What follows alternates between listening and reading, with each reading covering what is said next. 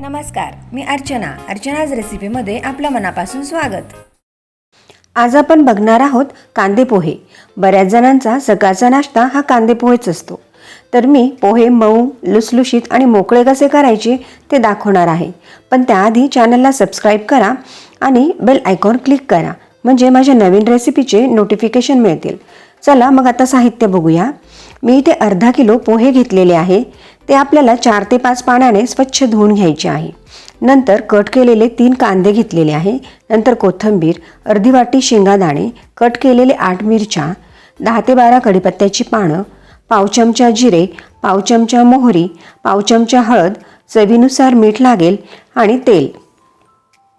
सगळ्यात आधी एका कढईमध्ये तेल टाकायचं।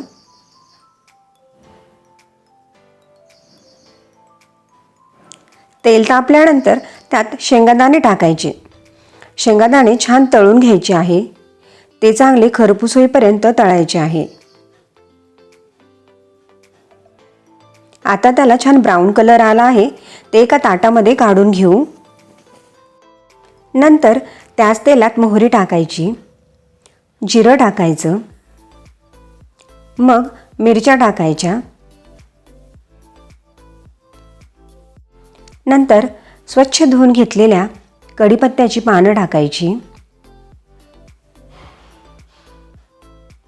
आता हे सर्व व्यवस्थित परतून घ्यायचं।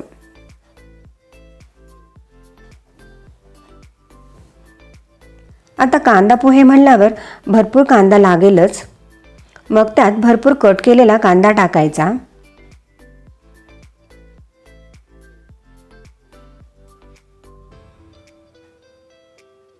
लगेचच त्यात थोडंसं मीठ टाकायचं, म्हणजे तो कांदा व्यवस्थित लवकर परतला जाईल। आता कांद्याला छान सोनेरी कलर आला आहे। या स्टेजला त्यात हळद टाकायची,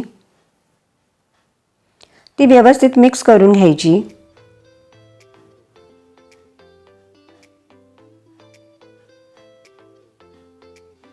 मग त्यात चवीसाठी थोडी साखर टाकायची। साखर ही पूर्णपणे ऑप्शनल आहे। तुम्हाला नसेल आवडत तर नाही टाकली तरी पण चालेल। ती मिक्स करायची।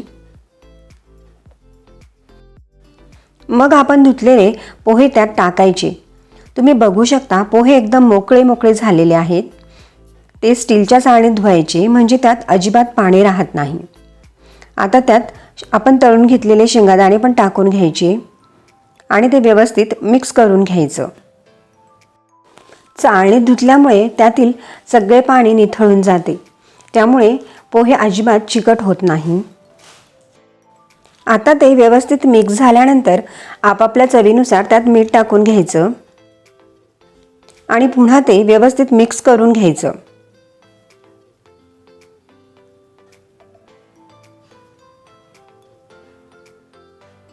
नंतर कमी फ्लेमवर त्यावर झाकण ठेवायचं। आता एक 5 मिनिटानंतर आपले पोहे छान तयार झालेले आहे। हे पोहे गरम असतानाच छान लागतात।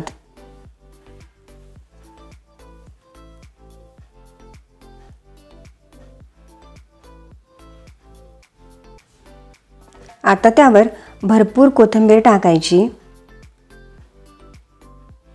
आणि वरून मस्त लिंबू पिळायचं। आवडत असेल तर किसलेलं खोबरं किंवा बारीक शेव टाकायची आणि त्यावर ताव मारायचा। तर नक्की तुम्हीही ह्या पद्धतीने पोहे करून बघा आणि ते कसे झाले मला कमेंट करून कळवा। थँक्यू।